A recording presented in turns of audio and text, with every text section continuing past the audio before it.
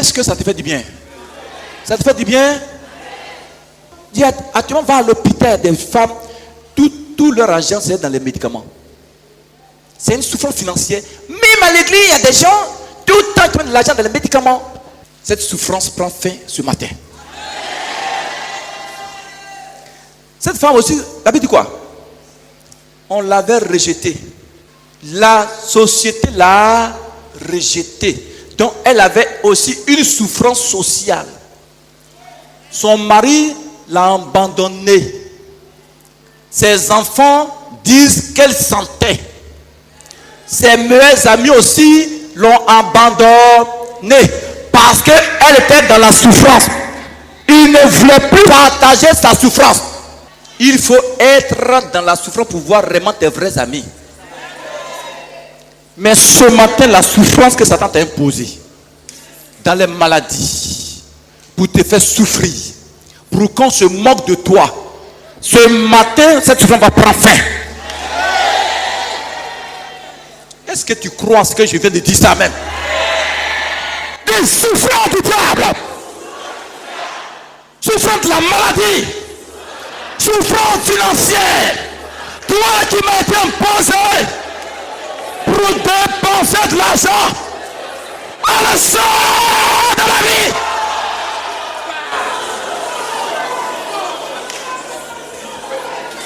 Du sang.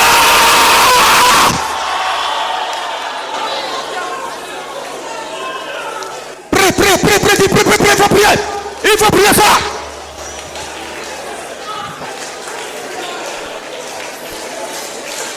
Alléluia. Mon frère, ma soeur, parmi nous comme cette femme-là, à qui le diable avait imposé des souffrances terribles, il y a des gens qui sont comme ça, en train de souffrir dans le secret. Ils n'ont pas demandé à souffrir. Est-ce qu'on m'entend dans la chorale? Ils n'ont pas demandé à souffrir. Satan leur a imposé ça. Mais comment elle a fait pour sortir de la souffrance là? Ma fille continue, dit quoi? La Bible dit quoi? Mais était allé plutôt en empirant. Oui. Ayant entendu parler de Jésus. La Bible dit cette femme, elle a entendu parler de Jésus. Il y a des gens qui sont malades d'abord pour aller à l'hôpital. Non, viens d'abord voir Jésus. On prie pour toi et après maintenant tu vas à l'hôpital.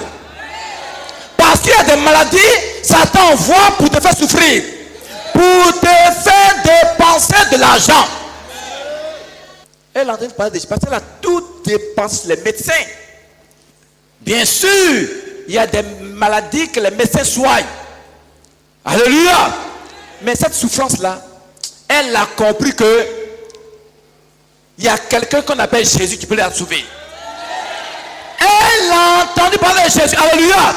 Ce matin, c'est Jésus que la femme a entendu là. C'est lui que ce matin je te prêche. C'est lui que ce matin je t'annonce. Alléluia. Le roi de gloire, le Seigneur de gloire. Est-ce que ce matin tu entends sonner ce matin? Il s'appelle Jésus. Il s'appelle Jésus. Oui, ma fille continue, dit quoi? Elle vint dans la foule par derrière. La Bible dit, elle voyait Jésus partir. Elle dit, il y avait une foule. Mais elle dit, il faut que je touche Jésus. Il y avait une foule, hein? Mais malgré qu'elle sentait, elle a bousculé les gens. Elle bouscule, on la frappe. On dit, tout ça, elle quitte là-bas. Mais elle n'écoutait pas les méchants. Elle a traversé la foule. Alléluia. Elle a traversé.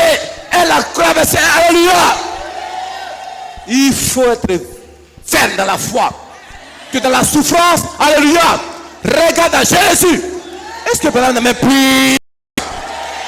Ma fille, qu'est-ce qui s'est passé? Et toucha son vêtement. Elle est venue, elle a poussé les gens. On la frappe, on la chicote. Elle dit, moi, je veux toucher Jésus. Et la Bible dit, elle est venue, elle a touché son vêtement. Et qu'est-ce qui s'est passé, ma fille?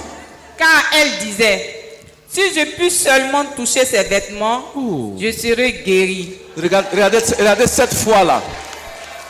Elle n'a pas dit, si j'ai écrit plus pour moi. Hein.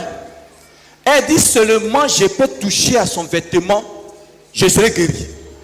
Ce matin, j'ai pris que tu aies la foi de cette femme. Si tu as ça, toutes les souffrances que le diable t'a imposées, ça va partir. Un puissant Amen. Un puissant Amen.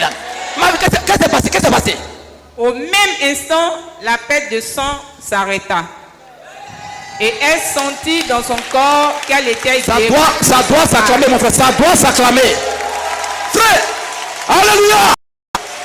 Ah, la Bible dit, elle la bouscule les gens, on la frappe, mais elle a tout fait. Elle a tout le vêtement de Jésus.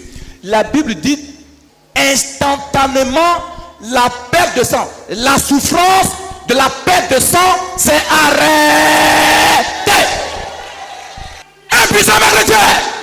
Un puissant chrétien.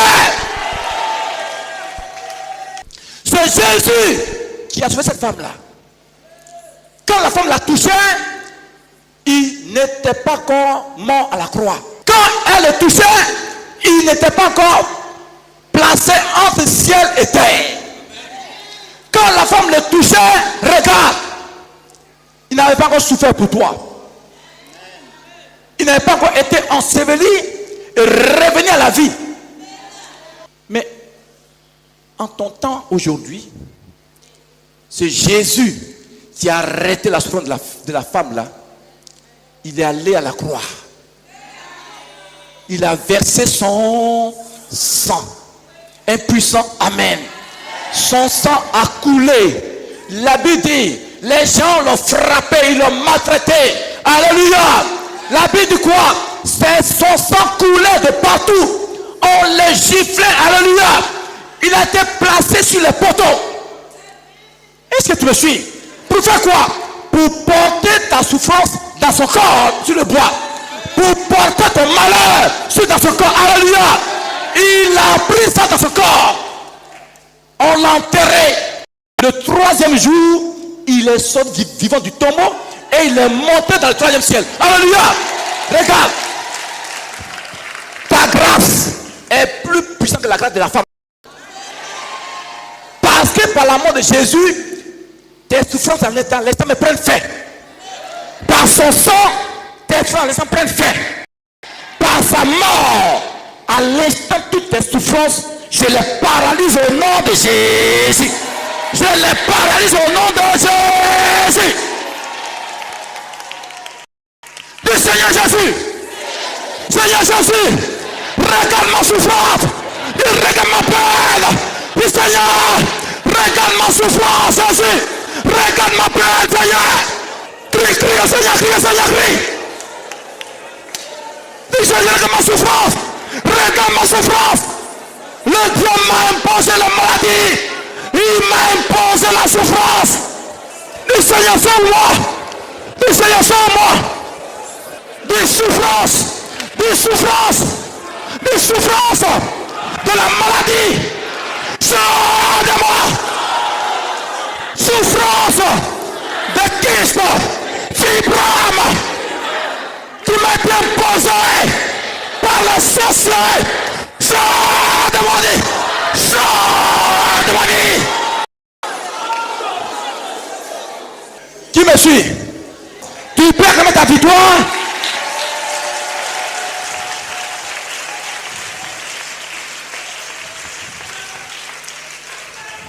On va voir dans la Bible une autre souffrance que le diable a imposée à beaucoup de gens parmi nous. Donc ce matin, ils doivent en être délivrés. Prenez 2 Rois, chapitre 4, versets 1 à 7. Une femme d'entre les femmes des fils des prophètes cria à Élisée en disant: Oui. Ton serviteur, mon mari, est mort. Et tu sais que ton serviteur craignait l'Éternel. Or, le créancier est venu pour prendre mes 2 enfants et en faire ses esclaves. Allons doucement. Voici une triste histoire. Voici un oint de Dieu. Chrétien, tu suis, hein? Un oint de Dieu, un prophète du Dieu vivant. La Bible dit qu'il est mort. Et il a laissé une femme et 2 enfants. Et la Bible dit, en mourant, il a laissé des dettes. Il avait pris des dettes chez un païen. Prophète qui allait prendre crédit chez un païen. Pourquoi? Parce que dans son église, les chrétiens ne donnaient pas les offrandes. Pour autant, il y avait plein de fidèles. Impuissants. Amen. En tant que frère enfant de Dieu, il ne pouvait pas demander aux chrétiens. La Bible dit les morts en laissant des dettes. Et la Bible dit celui à qui il devait l'argent est venu prendre ces 2 garçons en esclavage. Ici, comprenez. Ça veut dire quoi? Cette famille-là, ce n'est pas les enfants qui ont pris le crédit. Ce n'est pas la femme qui a pris le crédit. C'est le mari qui allait prendre le crédit. Mais regardez, ce sont les enfants, on est venu prendre pour faire 2 esclaves. L'esclavage leur a été imposé. Est-ce qu'ils voulaient être esclaves? Ça leur a été imposé.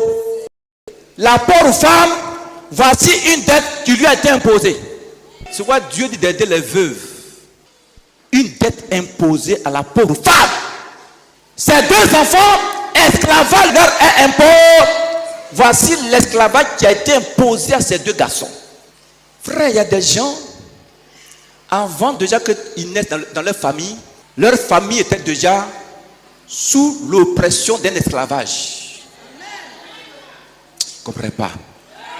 Dès qu'ils sont nés, ils ont fait une guerre. En même temps, l'esclavage leur a été imposé. Il y a des gens actuellement, ils sont esclaves dans le monde spirituel. Ils n'ont pas pris crédit à quelque part. Tu m'entends? Oui. Ton serviteur, mon mari, est mort et tu sais que ton serviteur craignait l'Éternel. Il craignait Jésus. Il était un bon chrétien. Oui, il fait quoi? Or, le créancier est venu pour prendre mes 2 enfants et en faire ses esclaves. Oui. Élisée lui dit, que puis-je faire pour toi? Dis à l'instant même. Dis à l'instant même. Toute souffrance de l'esclavage sur ma vie, à l'instant même, soit brisée dans ma vie. Éternel Dieu, si de manière inconsciente, je suis esclave des sorciers de ma famille, à l'instant même, je brise l'esclavage sur ma vie. Je sors de l'esclavage. Mon fils est quoi? Continue. Dis-moi, Oui. qu'as-tu à la maison? Il a dit, ma fille, tu as quoi à la maison? Comme bien. Elle dit quoi? Elle répondit, ta servante n'a rien du tout à la maison qu'un vase d'huile. Un petit flacon d'huile que j'ai à la maison. C'est tout ce que mon mari m'a laissé. C'est tout ce que son mari lui a laissé. Combien? Petit flacon d'huile. Ça, c'est une pauvreté imposée. Hein? Refuse cette pauvreté-là.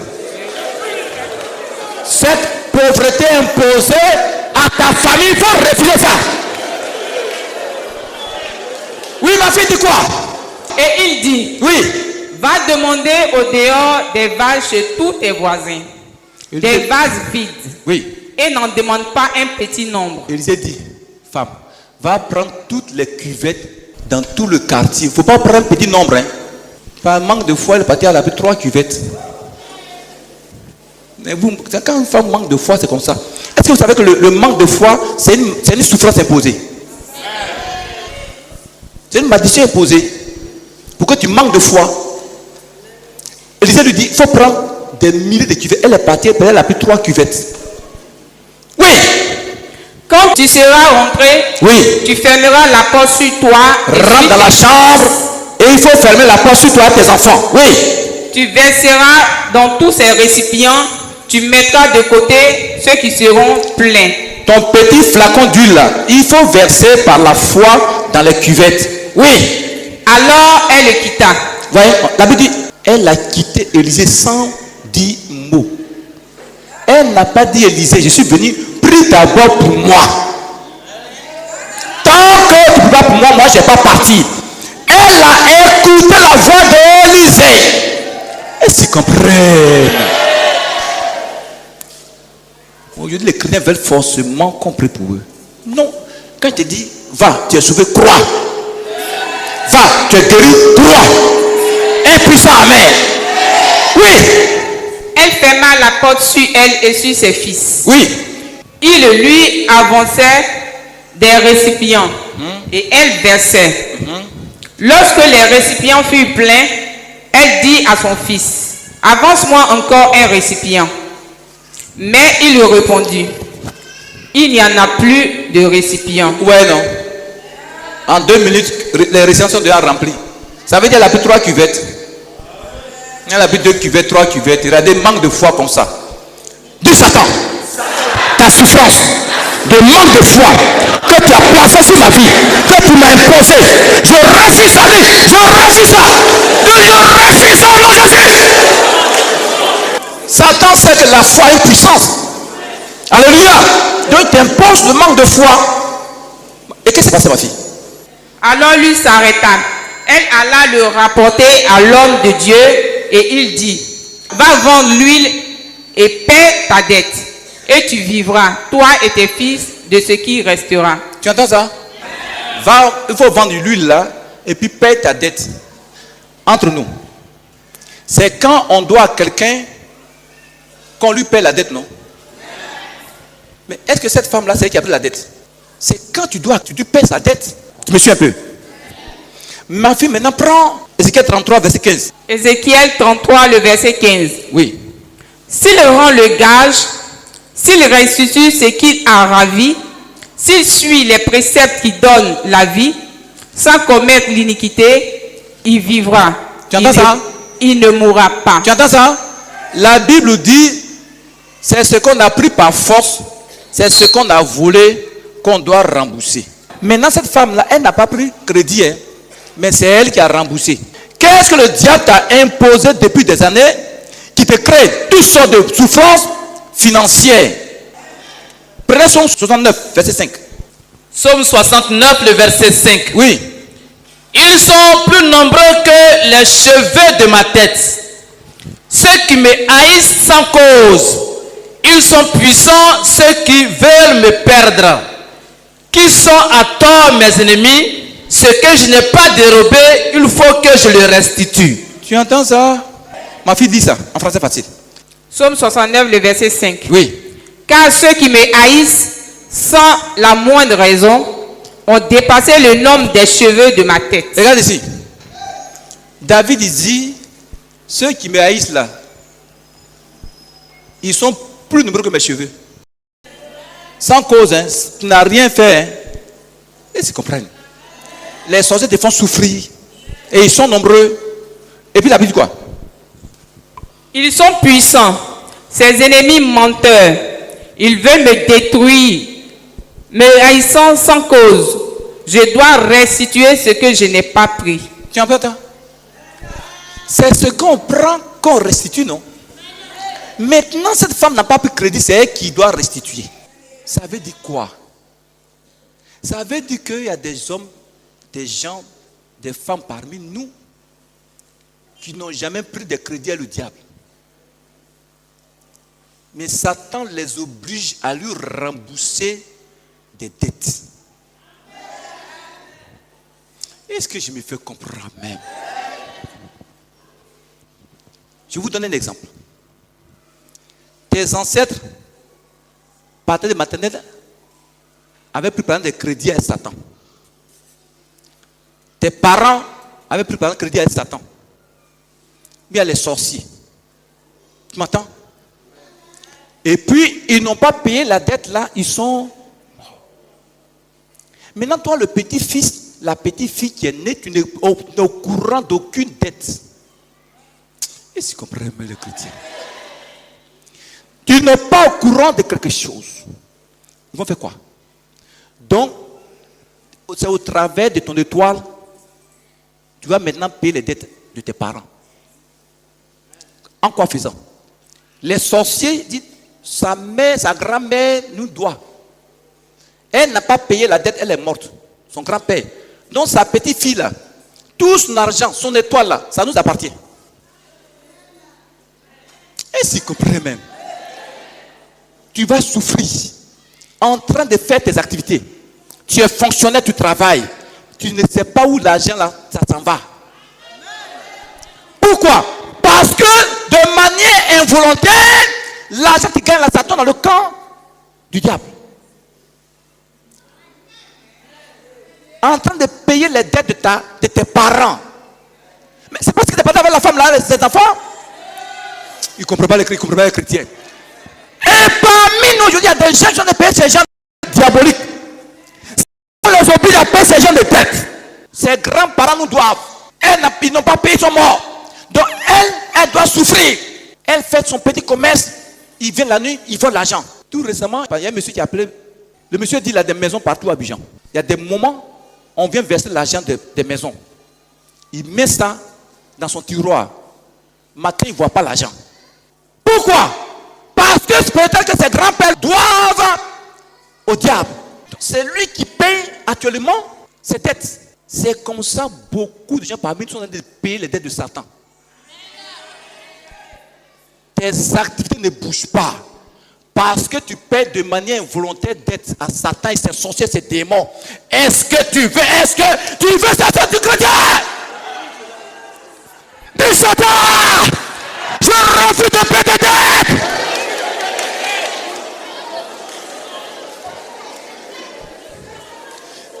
Je commande et j'ordonne que toute dette que tu payes au diable au sorcier de manière involontaire, à l'état soit en ta vie.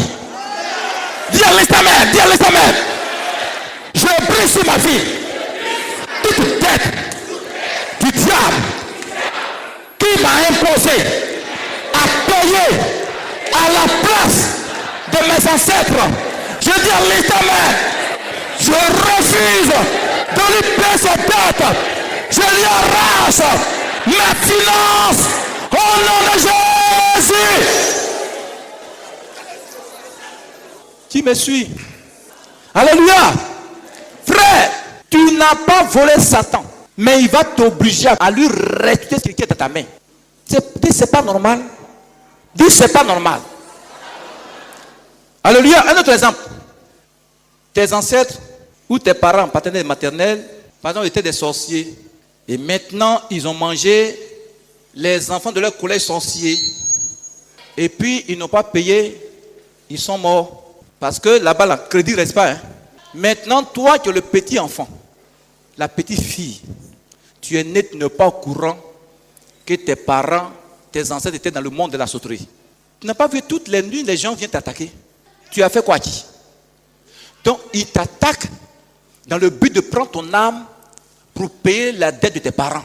Parce qu'ils ont mangé pour eux, donc ils doivent aussi te manger. Ou bien, ils attaquent tes enfants dans le but de prendre leur âme, leur étoile. Tu dors toutes les nuits, tu es attaqué. Tu es attaqué. Tu ne comprends rien. Tu jeûnes, tu pries. Tant que tu n'annules pas la dette des sorciers de ta vie, ils vont toujours t'attaquer. Ils vont attaquer tes enfants. Ils vont attaquer ton mari. Parce qu'ils vont attaquer ton mari pour ne pas que tu aies la paix. Est-ce que je m'entends même ce soir? Tu me suis? Mais moi, je refuse que tu payes les dettes de tes parents. On est en fin d'année, non? C'est là les sorciers vont commencer maintenant dans le but de réactiver le remboursement de leurs dettes. C'est là que vous allez voir que beaucoup de gens vont mourir dans les familles. Des gens vont mourir par accident, dans le sommeil. Il y en a, ils vont leur imposer à gaspiller l'argent dans les maquis, dans les bistrots, dans les femmes. Est-ce que tu me fais comprendre ce matin?